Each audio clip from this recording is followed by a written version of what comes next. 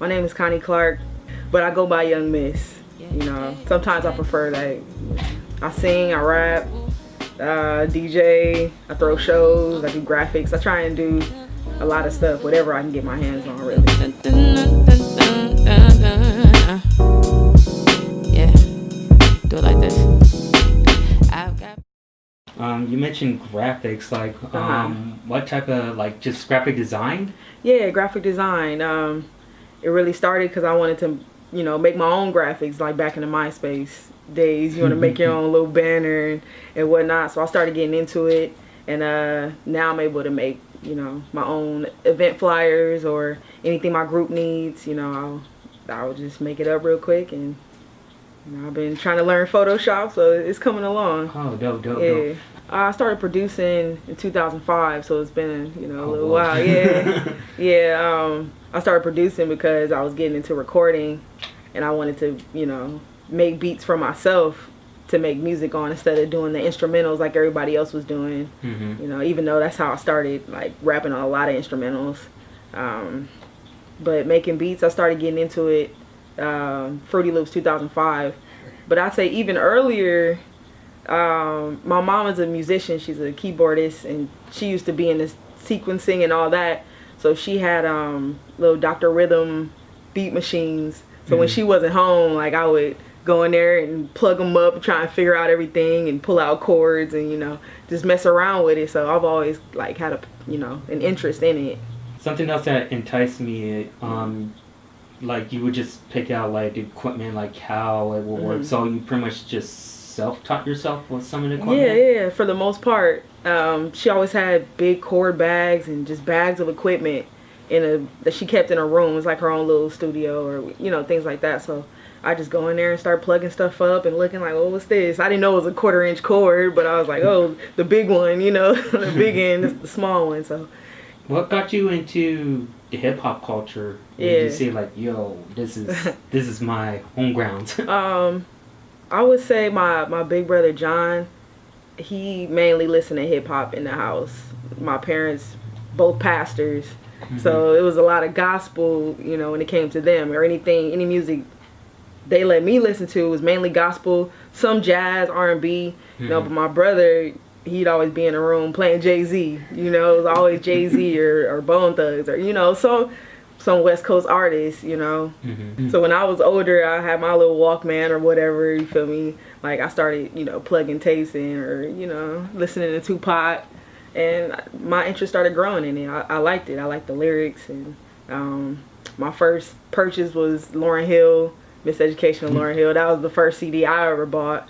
So it built as I got older. And, being at school, that's what everybody was listening to. It was kind of hard to, like, oh, I like Kirk Franklin. Everybody listening to, everything else. So, it was a mixture of my brother and, my friends, what everybody else was listening to. Dope. Yeah, I know. Who influenced you as an artist? As an artist? I would say just hip-hop in general. Just seeing all the different personas. Everybody had their own little name and their own style.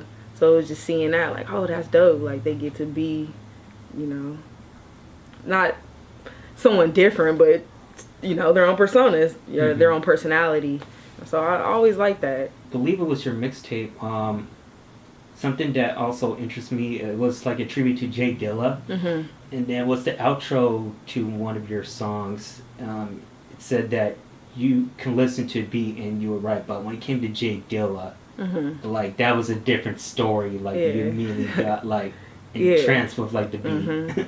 Yeah, definitely chills when I was first introduced to his music, and I didn't even realize his catalog. Some of my favorite songs he had produced, I didn't even know that, even just listening to his beats, but, like, first hearing his stuff, it had that soul that I like, that different style. So yeah, I was like, oh man, like, I'm not hearing things like this. Like, even going through, I used to download beat tapes, like tons and tons of beat tapes, and just listen to him. But, like, he had that style that, like, I wanted for myself, so I was drawn to it immediately. You had the opportunity to work with, like, a few artists from the IE. Mm-hmm. Like, for example, Curtis King, you did a track with him. Mm-hmm. King Dice shot a video for, I believe it was a music video for Judy. Mm-hmm. Yeah, the song with Curtis King. Yeah. So how was that like working with them?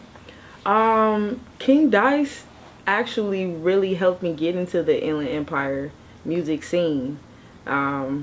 Before then, I was really on the internet heavy, like trying to work with people out of state and getting my name in different places and being on hip hop forums and just producing for a lot of, artists around the country. But meeting him, I was able to like focus on the IE. There's so many artists in the IE I had no clue about. So he brought me around. I think my first IE show, he had brought me to a show at the Glass House. And that was my first time seeing Noah James perform. Which was, I was blown away. Like, who's this guy in a hockey mask, like with the lights dimmed? It was amazing, And even at that show, I was outside by myself because I didn't know anybody. And Curtis King came up to me like, "Oh, how you doing?" And from there, it just really built like my loyalty to the IE because everybody that I've met has been so like, it's like family. Every time I meet somebody, like, and I see them again, it's like, and I love that. You can't get that on the internet, Yeah. But yeah, King Dice, awesome, very talented. He really, he let me work for Juicebox, his blog. That's how I started out. We were doing interviews at different shows and festivals. So in the Inland Empire scene, I started out as a blogger, not really even having my own music to push or, but that was cool because I was able to meet so many artists. I was doing music reviews at the time for the blog. You mentioned that you were in a group, Cal Street Team? SoCal Street Team. SoCal Street Team. Yes. How long have you been in that group? I want to say 2012. Around the time I was getting into the IE scene, I was linking up with the group. One of the main people, his name is Rick Rock. He lived like down the street. We kind of went to the same school, so it was kind of like everybody was always telling us about the other, like, "Oh, you should link up." And finally we did.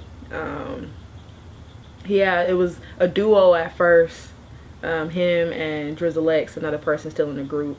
And then they brought me on. I was making beats and rapping every now and then. And then there was Absolute, but he ended up dropping out the group, and then they added Rick's uncle, T Money, but they're around the same age, so you know how that is, like basically cousins. So, but that's what the group is now. It's me, Rick Rock, Drizzle X, and T Money. So it's pretty solid team. Everybody has their own style, but we're always able to build off of each other. And, just plug the album. Our new album drops on Halloween, so I'm excited for that. Been helping to put it together for a while now, so I'm definitely ready to cross that finish line and let everybody hear it. Peeped out one of your videos, the age divide. What intrigued me was the points that you made. And like, I was really hoping for a part 2. Oh man, I know. I know, man. I never got to it, but I did have some notes. I just never made it, so that's my fault. I do want to get more into making videos like that, but yeah, that was just a little test to see. Like, see where it goes. Yeah. But I do agree, that as far as when it comes to hip hop, like it has to evolve. And I feel like some of the OGs, they're being a little biased, like where they're not giving the new generation a chance. Like there is some, there's some talented artists in the new game. Like for example, Joey Badass, Kendrick Lamar. Right. Where like you get that different viewpoint, and then it makes the newer generation a little upset, or like no, you don't want to mess with the old heads, right? So yeah, because they seem upset. Like, oh, what are you guys doing? Like, every artist doesn't have to do it, because I'm pretty sure way back when artists were coming out back then, they were going through the same thing from the generation before them. Like, what are you guys doing? What are you wearing? What are you talking about? So it's going to be like that for every generation, because it has to evolve. Like you said, things have to change. but there will always be artists in every generation who gets influence from the past. Like you said, Joey Badass, you feel me? Like, he has his New York style.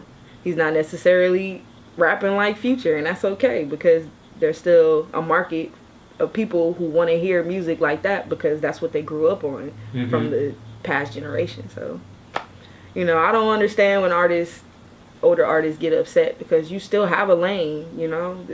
Don't be mad. Nobody's taking your spot. If you still want to make good music, there's still people out there who want to hear it, you know. So just make good music. Don't be mad because somebody want to, you know, do whatever they do. Just stay in your lane and go forward. Right. Yeah. You know, I think unity is very important.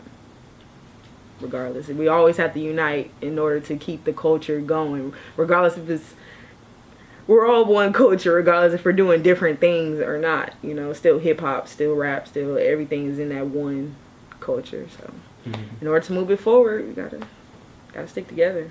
Yeah, definitely. Yeah. When it winds down, when you decide to hang it up, what is it that people want you to remember you by, in terms of, you know, as an artist? Personally, I honestly don't see myself hanging it up. Okay. You know, like, and I think even from that, I think the important thing would be that I was consistent. You know, that I didn't stop. I always kept going. I want that to be part of my legacy. Like, man, she was always out there. You know, she didn't take no breaks. She didn't fall back. Like, no, I want to do this long term, even when I'm up in age. If it changes, you know, even if I'm not an artist anymore and I want to get into management, or I want to be an A&R, you know what I'm saying? Like, I want to stay consistent for as far as I can, you know, until I can't anymore. And I think that decision, if it does happen, is something that probably wouldn't be up to me, because my goal is to keep going as long as possible. I still feel like I'm young, so I feel like there's still years of time, and I want to accomplish a lot. I don't know what exactly, but I feel like in that time, I hope to do a lot. Last question is, what type of advice could you give to an untapped artist? Untapped artist being like, say it was you, like maybe 5 or 10 years ago in the same situation, and then you see your future selves, you know, going back. Like, I would say, don't let failures stop you from what you want to do. It's gonna be a lot of failures. You know, you're always gonna fall. Something's not gonna go right. You know, but you got to get back up, keep going. That's the most important part. Because if it was up to failures, I would have quit a long time ago.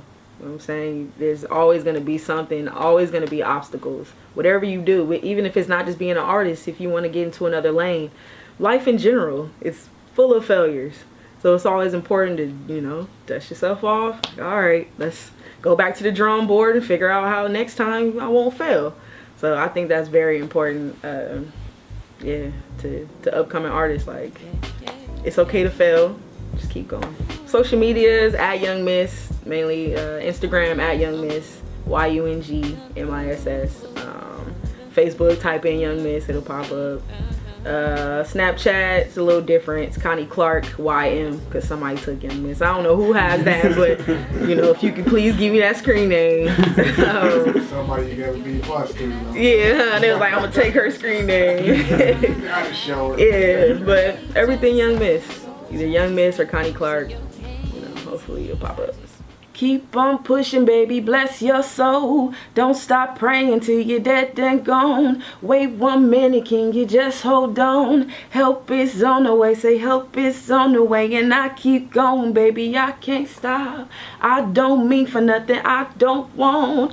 I've been blessed, but baby, I can't front. I've been through it all, say I've been through it all. I admit sometimes all I wanna do is cry. Sometimes life just seems to pass me by, but I'ma make it through the night. Cause I got you, you got me, we got us. Can't you see we got everything we don't want, we don't need? I got you.